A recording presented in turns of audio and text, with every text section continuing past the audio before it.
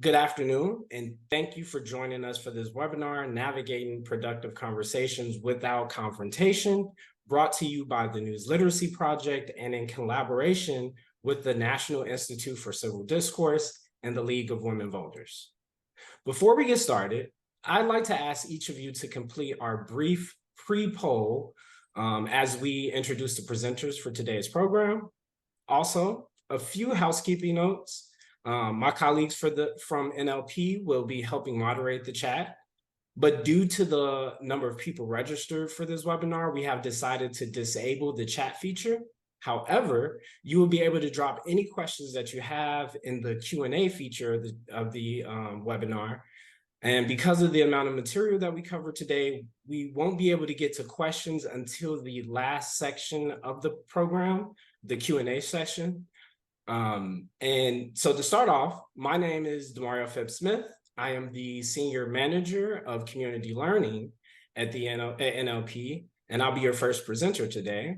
I feel that these conversations around misinformation are critical because misinformation is one of the pressing issues of our time. It not only affects public views on culture and policy, but also where we see ourselves going as a country. It is important for us to have these conversations held in respect and empathy.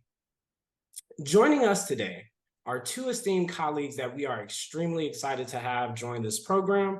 The first, Dr. Carolyn Lukensmeyer, who is the first ever executive director of NICD and is an innovator in the field of deliberative democracy. She supports communities all across the country, helping them hold conversations that are more respectful and civil about the process of democracy. Carolyn, could you share with us a little bit about yourself and to also tell us why having these conversations are important to you? I'd be happy to, DeMario. You know, I think it's really important for people to know who's talking to them. So here's just a few important signifiers about where I came from and my values. I grew up in a small town in Iowa in a very large multi-generational family, went to the University of Iowa undergraduate, did my PhD at Case Western Reserve in Cleveland, Ohio, and then embarked on a career about really how do human beings in large systems come to collective decision-making. And that led me through a couple of important paths, chief of staff of the state of Ohio, a stint in the White House in the late 90s.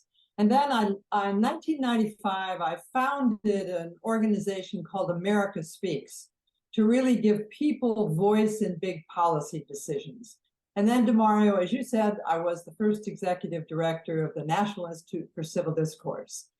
I care about these issues. I've been working on them for 30 years. American democracy is under the largest threat it's been since the Civil War. And it's up to us, the people, to reestablish the norms of respect and civility when we deal with each other and when we deal with our political leaders. I hope that helps. Thank you so much for that, Carolyn. Also joining us today is Chelsey Cartwright of the League of Women Voters. Chelsey serves as the program manager for the Democracy Truth Project at the League, working with leagues nationwide to develop trainings and events that advance a better public understanding of the democratic and electoral process. Chelsey, do you mind sharing a little bit about yourself and why you think having these conversations are so important? Absolutely. Absolutely. And thank you for having me here today, DeMario.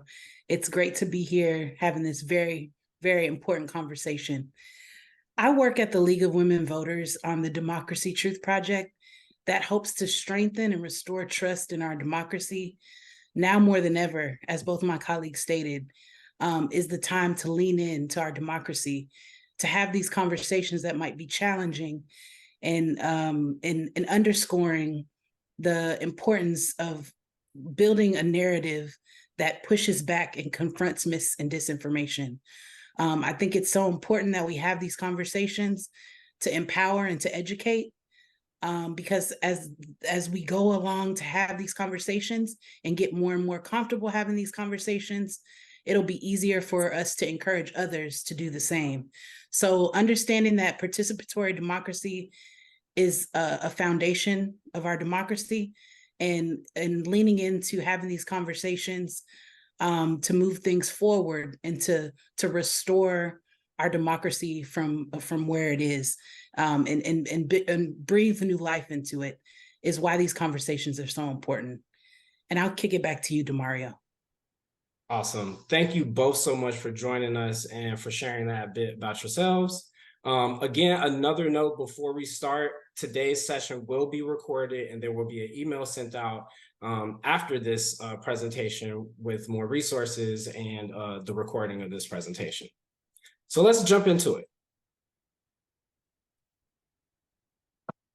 Before we get into some of the tips about having civil conversations and some of the tips you can have to avoid election misinformation, we kind of have to start with the basis. We have to set a foundation for ourselves. And really, we have to think about what is misinformation, right? When we're having these conversations or we encounter people that believe misinformation, we have to have a basis. So what is it exactly? At NLP, we define misinformation as anything false, misleading, or inaccurate, regardless of its intent to deceive. And in this conversation about misinformation, one of the important things to do is to be able to distinguish the different types of content out there, and the word choice and the language that we use to describe these things are important. Another word that you might hear among these conversations about misinformation is disinformation. And we look at disinformation as a subset or subcategory of misinformation. It's anything created false or inaccurate that is intentionally created to deceive you. Oftentimes with misinformation, it's hard to know if something is deceptive, right? If it's posted with the intent to be deceptive. But when we're having these conversations around misinformation, having conversations around the intent, right? Focusing on what the intent can help us lead, can help lead us into greater understandings of what misinformation is and some of the motivations that drive it. So a big issue that we see with misinformation, especially in this age of information, in this digital age that we're in, is that there isn't always a clear line between what's fact and what's fiction. When we look at some of the most convincing pieces of conspiracy theories or propaganda, oftentimes they hinge on at least a small element of truth. And now when we're seeing generative AI and different tools being used to manipulate us and dupe us, the work of professional fact-checking organizations has been thrown into the forefront. And when we look at the way that they evaluate misinformation, it's really good standards-based fact-checking organizations understand the nuance of misinformation in this age. It's not as simple or it's not as black and white as if something is true or something is false. In this age we live in, there's things that might be mostly true, right? Maybe the context is off and they're sharing something that was an actual photo from years ago, but trying to share it in a new context now. Or when photos are manipulated, right? And you have multiple people, you take an authentic photo, you add multiple things to it. There are layers to it, right? It's not just as simple. And so when we look at fact-checking organizations, they have evaluation systems based on anything like at PolitiFact, where they have a truthometer. In the top left corner, you see rating systems based on mostly false to mostly true. Other organizations have other systems. You'll see a mixture, right? Or another way of designating how truthful these things are. Fact-checking organizations have emerged in this time to really help people understand the nuance and complexity of misinformation. So why do people believe in misinformation, right? There's credible news organizations out there, there's standards-based news organizations. And if there are credible pieces of information out there, why do people fall for misinformation? Well, there are several factors that play into this. The first confirmation bias, right? This natural tendency of ours to want to believe things that affirm our worldviews. Another thing is that misinformation hinges on this emotional and cognitive manipulation. It wants you to react strongly to something and wants and is driven to limit your rational reasoning skills. Misinformation also seeks to calm fears and anxiety, right? It's trying to manipulate that. When you're looking for information regarding a relevant news topic or something that's important in the world right now, misinformation is trying to play into that gap of knowledge that you have and trying to take advantage of that. Then there's also the connection to a community of believers. Oftentimes, communities of people who believe in misinformation, right, on online threads and in digital community groups and social community groups, there's oftentimes this mentality of us versus them, right? The people who believe in this, they're in the know. Everyone else that isn't has no idea what they're talking about. It's a very strong sense of belonging, right? Of being with a group of people who are also in the know with you, or at least that's the belief. And I can't underscore this enough, but misinformation hinges on emotional manipulation to go viral, to spread. And so some of these things all of our emotions can be manipulated. Typically, we think of things like anger and fear and sadness. But when you think of what you might see in your emails from day to day, you might encounter a phishing scam where someone is asking you to click here so that you can redeem a free vacation or somewhere, right? Drawing upon your feelings of curiosity, right? So misinformation presents itself in many different forms, and it can manipulate any one of your emotions. This image on the screen is not real. Don't let it fool you. Like, it has so many people. This map does not illustrate the actual results of a Reuters political poll. This image is a user-generated image from 27to Win, a website that allows anyone to create election results based on hypothetical scenarios. So this is literally a completely fabricated thing. And this type of claim is really getting people to fall into the logical fallacy known as the bandwagon effect, where you want to present information that might appeal to a large group of people and try to convince other people to follow along. Don't fall for misinformation like this. When you see things like this, it's important to take steps. And the first thing that you should do is to slow down, stop, and think critically. Is this coming from a standards-based organization, something credible and trustworthy, or is this something I should dig deeper into? And if you ruminate on that question and the answer is the latter, well, here are some tips, some tools I want you all to take away with before we get into the later stages of this presentation when it comes to debunking misinformation. Here are 3 essential skills to focus on: critical observation, lateral reading, and reverse image searches. And we'll go through briefly each of these different skills so that you can learn. When it comes to careful observation, you want to slow down. The key when it comes to careful observation is slowing down. Really critically evaluate the pieces of information and the content that you're consuming. You want to engage in careful observation so that you can minimize your emotional response and focus on rational reasoning skills. The next technique is a technique we call, or technique known as lateral reading. This this technique has been coined by the Stanford Education Group. And so this basically boils down to, instead of reading an article from the beginning to the end, like up and down, you're opening multiple tabs to read multiple pieces of content from multiple news sources or writers to get a greater understanding of something, a more holistic understanding of something. This way, you can determine an author's credibility, you can investigate the intent and the bias that might be presented on this topic by this writer or other writers at this organization. So this looks pretty simple. It's actually much simpler than what it might sound like.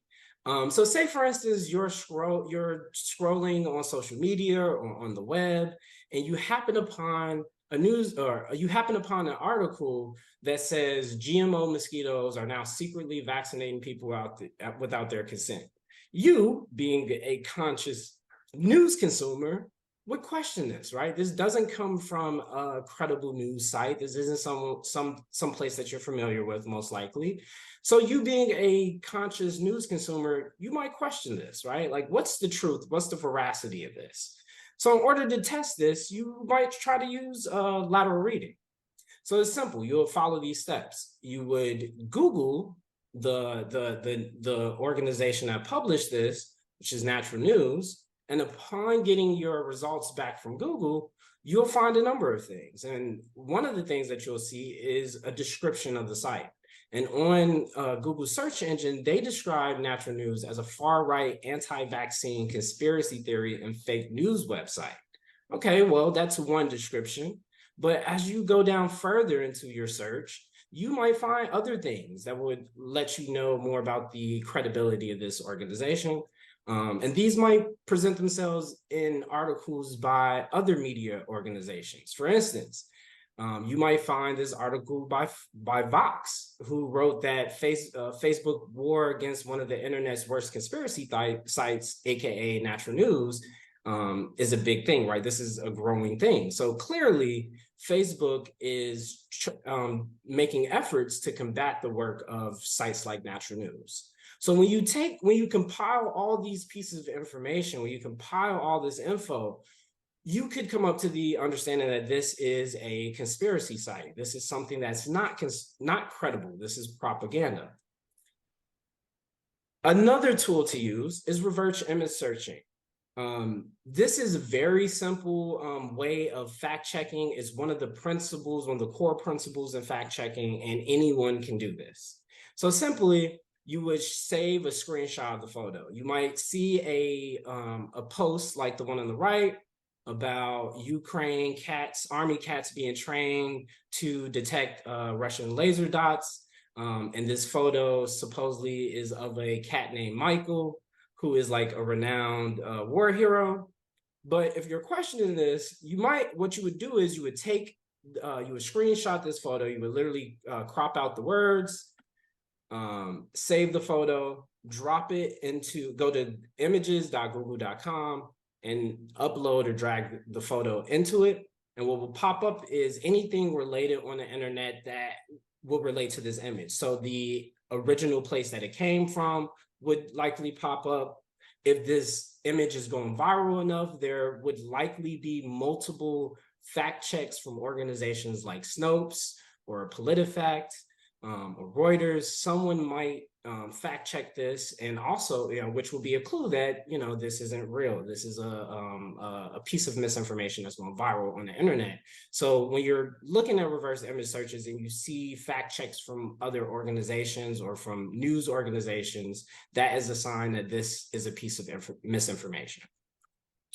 Now, what you don't want to get confused is doing a reverse image search and Google Lens, right? Google Lens is a feature created by the tech giant to kind of give you more of an understanding of what this picture is and like connect you to different things. More from a marketing and advertising standpoint, is really trying to get you to buy things or to click on things or to engage with things. It's not necessarily the same feature as a reverse image search. It's a different feature now, but some elements of it can be helpful in helping you gain more context into this specific piece of misinformation. And if you were to do a reverse image search on mobile, if you are using an iPhone or using the Safari app, go to images.google.com, click the request desktop website option, and then upload your photo or screenshot. For an Android or Google Chrome app, simply hold on the image and select search Google so that you can get the search for this image. Very easy things to do, very easy steps that are very important to the principles of fact checking.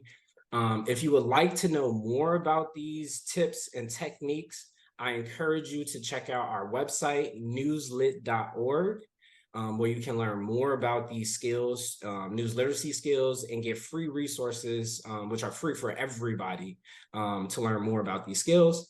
And so now I'm going to pass it over to Dr. Carolyn Lukensmeyer, who's going to tell us more about how to have civil conversations around misinformation. Take it away, Carolyn. Thank you, DeMario. I learned a lot from that presentation. I appreciate it. Thank you.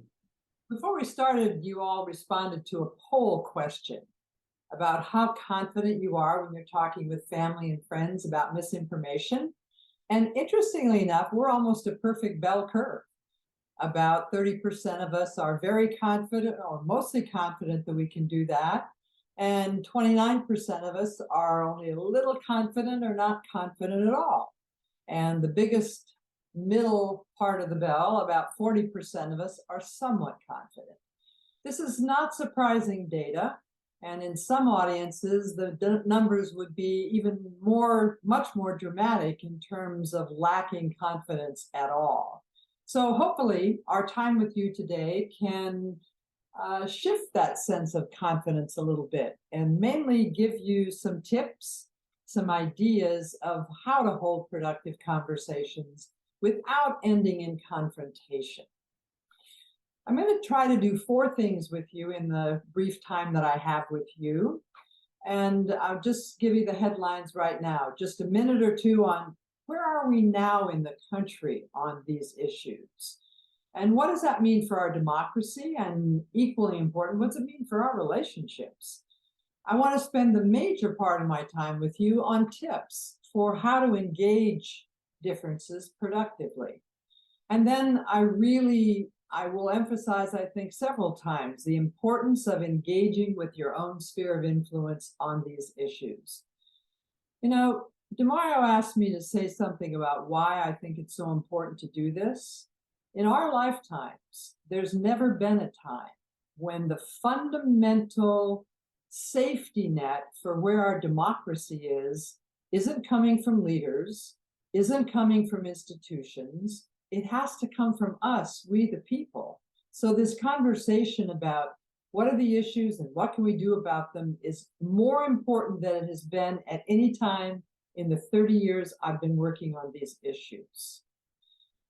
So where are we now? I'm just going to give you 2 data points, and you could look at a poll done by a leading coalition called More Perfect, which is referenced in this in this PowerPoint, and you'll receive it tomorrow. But just 2 points. 86% of American voters say that our democracy faces very serious threats. And it's nearly equally split between Democrats and Republicans. In this hyper-partisan context, very rarely, when you're just polling the American public, do the numbers kind of match up by Democrats and Republicans. But in this sense of what's this level of threat, it's very evenly matched. And given the importance of our topic today, you know, Thomas Jefferson is one of our founders who wrote the most about that you have to have an educated public that has access to factual information to have a thriving and healthy democracy. So I think the slide skipped ahead before I finished the statement, but nearly 50% of Americans now understand that increased access to trusted news and information is one of the most important ways to protect our democracy. So why are Americans so angry at each other when we actually agree on so much? So here again, 2 realities that it's important for you to have in your understanding of where we are. There's a huge perception gap Because of the way even traditional national media has worked and the way social media has become a business model of division, hostility toward people who are different than we are, there's this huge perception gap. Most Americans think that the difference between the average Democrat and the average Republican on issues is actually twice as large as it actually is. Think about that for a minute. We're now carrying the idea that our differences are twice as large as they actually are. In all the work I did at America Speaks and the National Institute for Civil Discourse, it only took about 45 or 50 minutes in conversation for Americans to say, oh my God, we actually share more in common than I thought. Yes, we may not ever agree about the wall and what should be done about it, but you're not as different from me as I thought you were. The second big issue, and in some ways it's tougher to do something about this, we've had an enormous social sorting. We now more live in neighborhoods or cities or states, geographic regions, where our identities are very similar. The big split between urban life and rural life. What my religion is one of the sorting issues that's created divisions. And as has been true from the beginning of our country, race is still highly correlated with where I am on partisan issues. All of these social sorting mechanisms have made our politics much more tribal. So what does this mean for our politics? We're in a vicious cycle right now. Trust is fractured on every level. It's fractured with people in their families, people at work, even people in their faith context. Our institutions are no longer trusted. The Supreme Court was kind of the last one to go down. And in the last year, we've watched that just tank in terms of how much the American public does not trust the Supreme Court as a democratic institution. DeMario has already given you background about what's made us more susceptible to disinformation. And those two facts, the fractured trust, increased disinformation, has led to a tremendous number of fractured relationships. So I'm going to spend all the rest of my time with you talking about that solutions must start with rebuilding trust. I'm going to talk about it on three levels. First, personally, then interpersonally, and then institutionally. But I'm going to come back to personally because that's where each of us are in this webinar in terms of what can I do about the situation we're in. So to start, inventory your own relationships. Where have you replaced trust with judgment?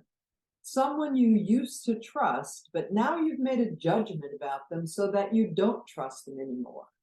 One of the biggest surprises to me after this all began to get intense in late 2016, 2017, 2018, we first heard from families about the broken trust. But eventually we were getting calls from corporations about I'm losing the phrase for a moment. Project management teams that were working on the next innovations for the companies, that their level of trust dropped after the 2016 election based on who they voted for, and they were having trouble getting the same level of productivity out of those project teams. Also, take a few minutes after this sometime to inventory your own current level of trust with our democratic institutions, your school board, your public library, your town council, and then take it up the more abstract seemingly levels, state government, county government, and the federal government. Inventory your own trusted information sources. One of the tragedies of the last 5 years in this country is how many communities have completely lost any trusted local news outlet. The good news is MacArthur Foundation has led an effort to bring $500 million to the table to reinvent trusted local news media. Much of it's online as opposed to print, but do a little research. What's true in your community? Is there still, by radio, by television, by print, internet, trusted news sources? And then a real look in the mirror about whether or not maybe you didn't even intend to, but you might be spreading misinformation or disinformation. And the tools that DeMario gave you can be very helpful to understanding what to do to be sure you do not become part of how the disinformation becomes broader. Okay, let me jump to the interpersonal level. Identify those people you want to reestablish, to reintroduce trust into your personal relationship.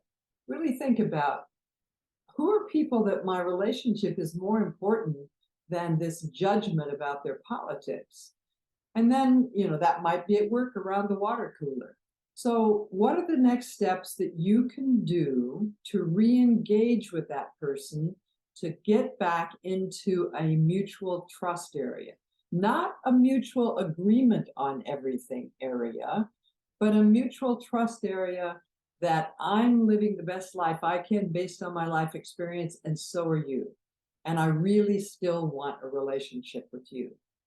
Another step to take is join with other people in your community and civic organizations. This may broaden your interpersonal network of people who are really working to create the communities that we live and work in together.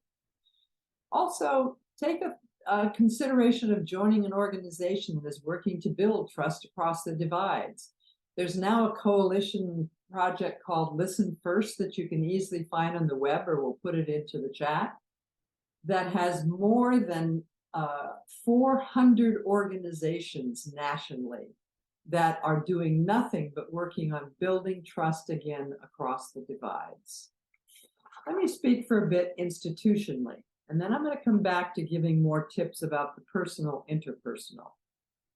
Again, assess your level of trust with each of our democratic institutions, and then identify any actions you can take about what you've learned. There's an organization called Civic Genius that does a fantastic job of teaching you about how each of our democratic institutions actually work and how to be in contact with them. So if you find yourself wanting to take action on improving your level of trust with your local city council, that'd be a great website to check out. Given the state of our democracy, I hope lots of you will return to the most basic of our democratic practices. The most fundamental tenet of American democracy is one person, one vote, that does hold with integrity all through the process. We need more poll workers again. We need more people to observe elections and then to tell the story about the things you saw about how people were in fact respecting each other in their most democratic action. All right, some basic tips. First of all, identify those relationships, I already said this, but where the relationship is more important to me than who they voted for. And if you answer that question yes, then remember, as you're re-engaging, listening is much more powerful than talking. You need to listen to understand what in this person's life experience brought them to the decision they made. And then focus on learning and sharing rather than debating or convincing. You have to understand, if you start a conversation to rebuild trust, where your goal is to convince the other person to come to your point of view, there's no chance that's going to happen. These conversations to rebuild trust need to be about listening, learning, sharing. And the goal is to expand your understanding through the conversation so that each of you leave having a better understanding of why each of us are following the path we are following. To strengthen relationships, there are several things that can help guide you. Generous listening. You know, there are two kinds of behavior that social scientists in the US have identified that we all literally all of us think we do a better job than we actually do. Number one is listening. We all rate ourselves higher than when we're run through a protocol, we actually come out. And the second is our ethical behavior. We all rate ourselves as higher than where we actually come out when put in specific situations. Assume good intent. Very few people start out engaging with a bad intent. And if you can feel that that's happening, you just want to leave that conversation. Also, we used to use a phrase at NICD that I will always be happy to reintroduce. Join the conversation with curiosity, not animosity.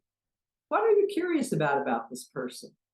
And then how can you continue to show a respect for who they are during the engagement, even when you disagree with them? And a large dose of humility. Most of us are making more judgments about people's politics and about people's values reflected in those politics than we're actually aware of. So a good look in the mirror and a reminder that, I may not be quite as neutral about all this as I think I am. So a good dose of humility. A few practical tips. You want to start by asking, we need a slide change, please. We want to start by asking, oh, I may have skipped one. I'm sorry about that. If you want to back up, I'll back up. No, we want to start by asking thoughtful questions. And I want to repeat, the goal of these conversations to rebuild trust is understanding, not convincing, not persuading. As much as possible, you want to share personal stories and what in my life experience brought me to understand that people who are very low income are working 3 jobs and shouldn't be judged as welfare people because they actually have to do that in order to feed their children. Another step that many people skip, if we can go to the next slide on practical tips. Take a minute to acknowledge when you touch on an area of agreement. Again, this doesn't mean you're going to agree about everything, but those moments are precious if you've had a fractured trust relationship. Also, very important, we've made a little bit of progress here. It may be time to recognize that this conversation needs to stop, and we'll try again another coffee hour a week from now. And be sure to express appreciation for the conversation that you have just had. People need to be heard. We all have a need to know that we've been heard and understood. So showing affirmation and appreciation when that has happened goes a long way to reopening the door to real trust. All of us are in a lot of spheres of influence. Most of us start out in a circle of family members, could be more than one generation. This is where we learn about trust and about appreciation and affirmation. Right now in our democracy, something that all of us can do is ask the question, what relationships do I have that are important for me to maintain, repair, build, and how can I encourage others in my spheres of influence to do the same? Those spheres happen in your family, with coworkers, with others in your faith, at community gatherings and holiday gatherings. And, I'm going to talk a minute on social media. At NICD, we ran a program that really brought together people who were very, very polarized in their politics. And at the end of that process, they were all amazed. We share more than any of us expected. And in fact, this is now 3 years ago, and most of them are still in contact with one another. And the biggest behavior change after the fact, they went back and looked at their own social media postings. I'll never forget, a young woman who was a lawyer, when she read all of her social media, and she said, I come across as a completely angry person. That's not who I am. But somehow my reactivity on social media, that's how I come across.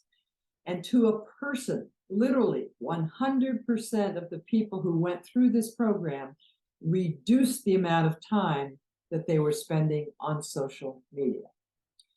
Now, DeMario spent more time on this, but I do want to remind people that we can, in our spheres of influence, also elevate the importance of trusted information.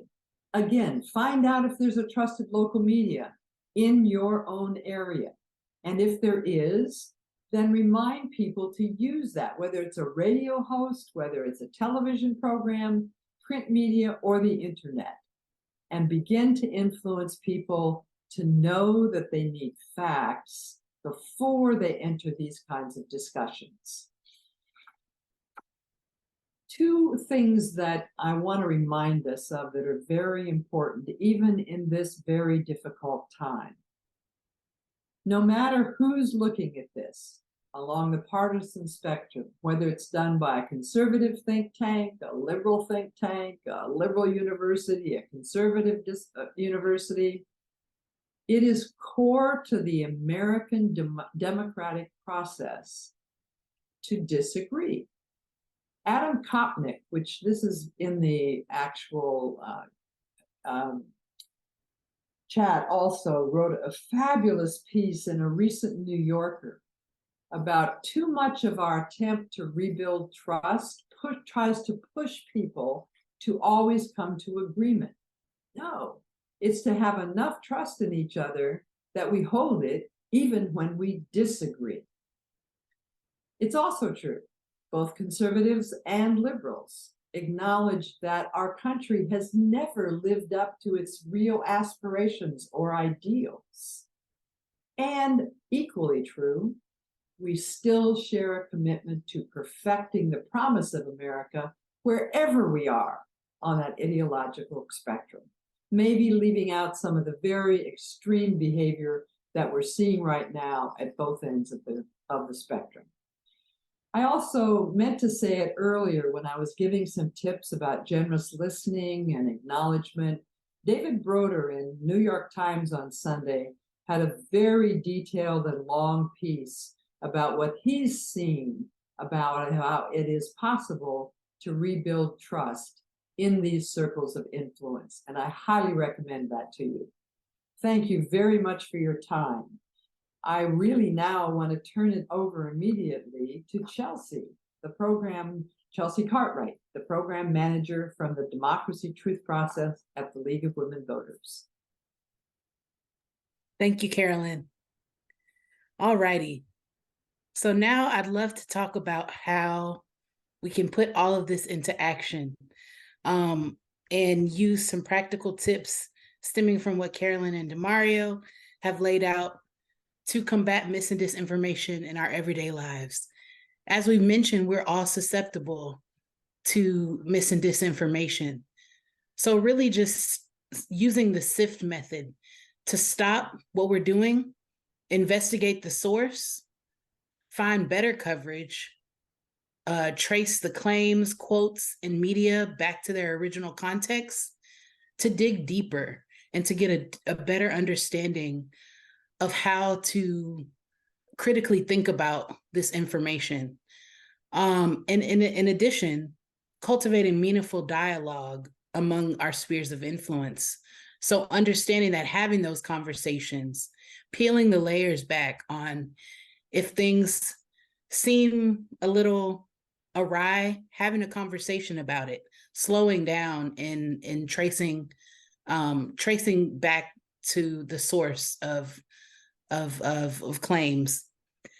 And also empowering civic curiosity to ask questions, to elevate civic discourse, to be able to having meaningful relationship with what it means to act with intention when it comes to being implementing civics, and talking about it and restoring that in terms of how we are connected to our democracy.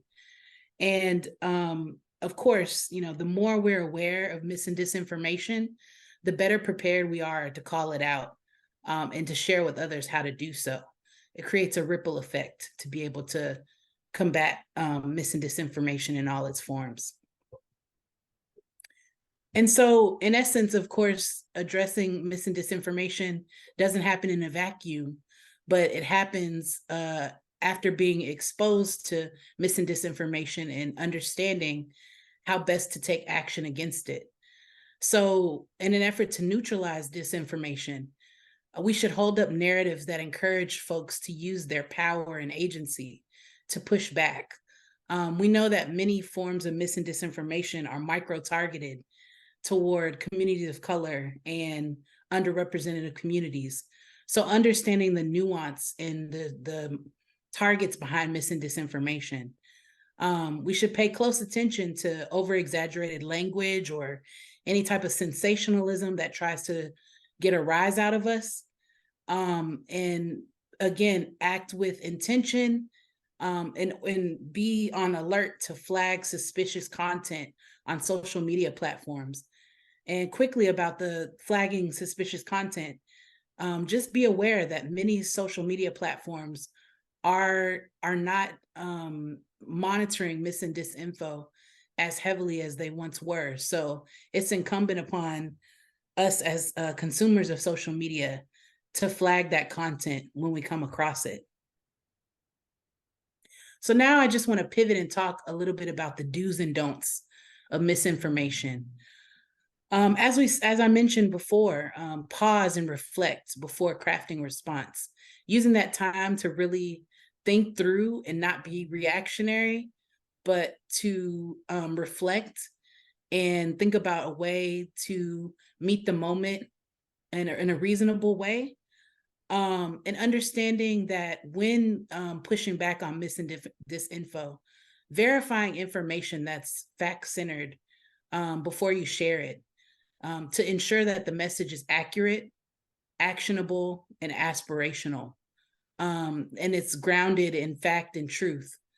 And overall, we want these encounters with mis and disinformation to focus on solution building.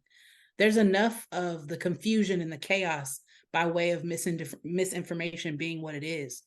So understanding there's no need to be defensive or respond angrily when dealing with mis and dis, but taking a deeper reflective approach to be able to understand it more deeply. And again, going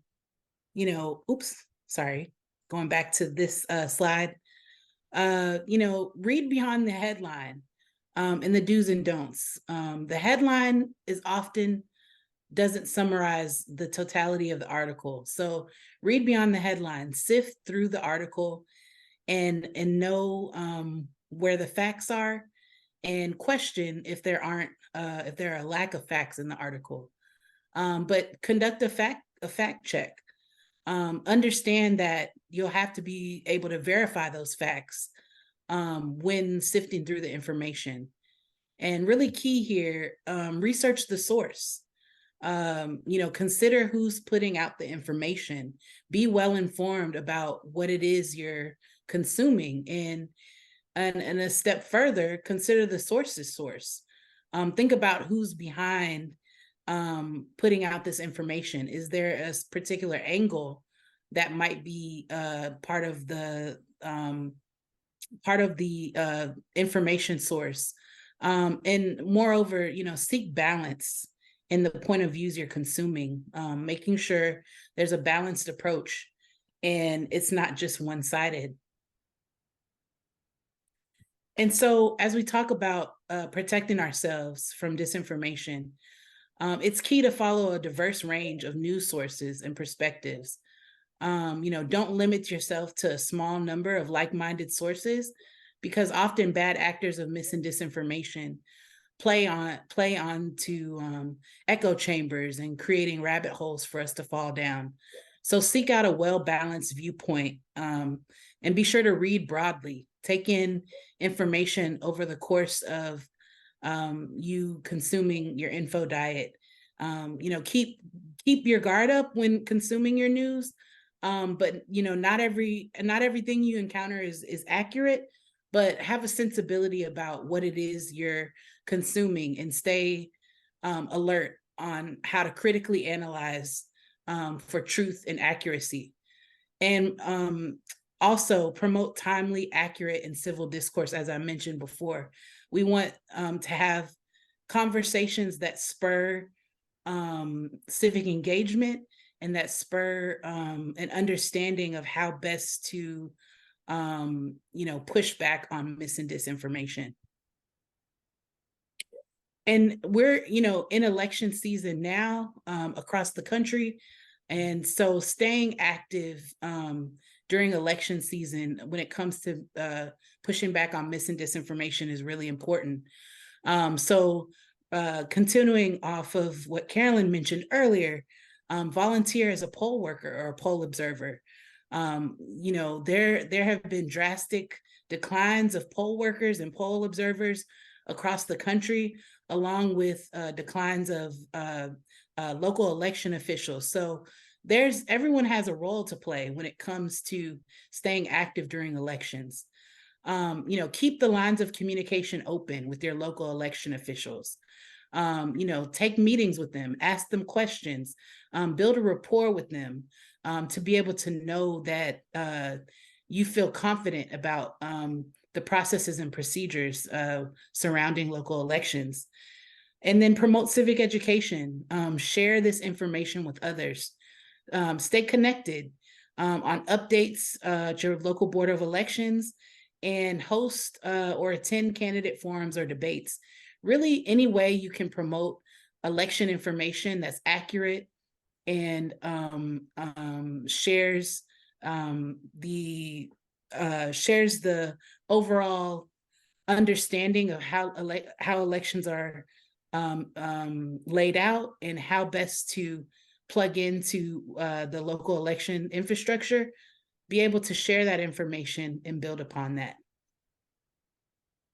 And in addition, and other ways to combat mis and disinformation during election is to avoid information gaps. So when you see that folks in your community might not have the most accurate information, whether that be polling times, polling locations, forms of ID available, spread the word. Don't let those information gaps don't let them go unnoticed. Plug in information where you might see a need. Increase the public knowledge on voting processes and procedures, and make an action plan on voter education, and share those with neighbors and friends. Develop partnerships with trusted messengers. The trusted messengers in our community are those who folks trust the most and feel confident that they can share their perspective as a way to amplify, community education, and provide tools and resources to identify mis and disinformation in many languages and formats to make sure that we're meeting people intentionally where they are in community. And lastly, on this bit of staying engaged in elections, inquire if your board of elections has a community advisory committee. And if so, you can be part of that committee to help inform action on your local level. Plan meetings with your election officials and their staff, get to know them on a one-to-one basis so you can build a relationship and have access to information easily. And lastly, and most importantly, be armed with accurate election information. This is a shameless plug for the League of Women Voters voting tool, Vote 411, on the most up-to-date election information resource that's out there. So please check out Vote 411 for more information on elections and voting in your community. So in essence, the theory of change when it comes to addressing mis and disinformation, lived experience is a key disruptor to the spread of mis and disinformation. as I mentioned before, all of us have come across mis and disinformation. And so we can use our experience and our perspective to then push back and to encourage others to lean in to be part of the wave of, you know, knocking down the harm in mis and disinformation. Folks who are anchored in their communities know them the best, and you're connected to the local election officials, local news outlets, community events and activities. So that then threads the needle in terms of being a trusted messenger, knowing what's best for your community. You know, foster conversation and encourage your networks to be part of this action to push back against mis and disinformation. And finally, I encourage everyone to partner with organizations that hold similar values and work together at mission-based work. This doesn't just happen in a silo, but it happens when building coalition and making sure that there's purpose behind all of this work. Again, joining forces with groups who are doing larger platform accountability campaigns across the digital space is certainly important as well. Holding larger tech platforms accountable when it comes to how mis and disinformation is disseminated across those platforms. But moreover, build authentic relationships that center issue-based community engagement and build up your networks of trusted messengers. You all can be a trusted messenger in your own right and activate a shared sense of purpose and resilience that creates powerful communities on a local level. So those are all ways in which you can best share your perspective on mis and disinformation and continue to be on the front lines of combating mis and disinformation.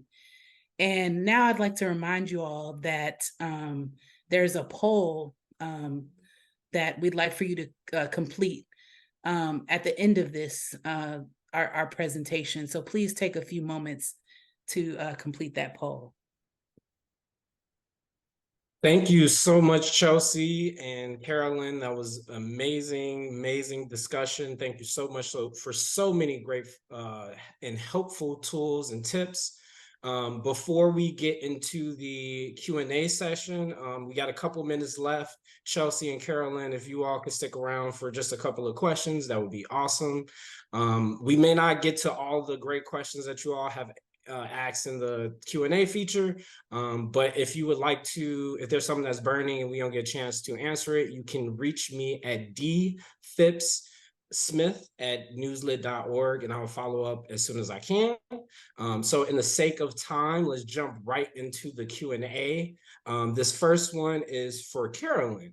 What advice can be given for people who have a distrust in the news and find it hard to trust anything anymore? What advice would you have for that person, Carolyn? That's very hard, because that's really where a lot of Americans are today, that there is no news source that they really trust.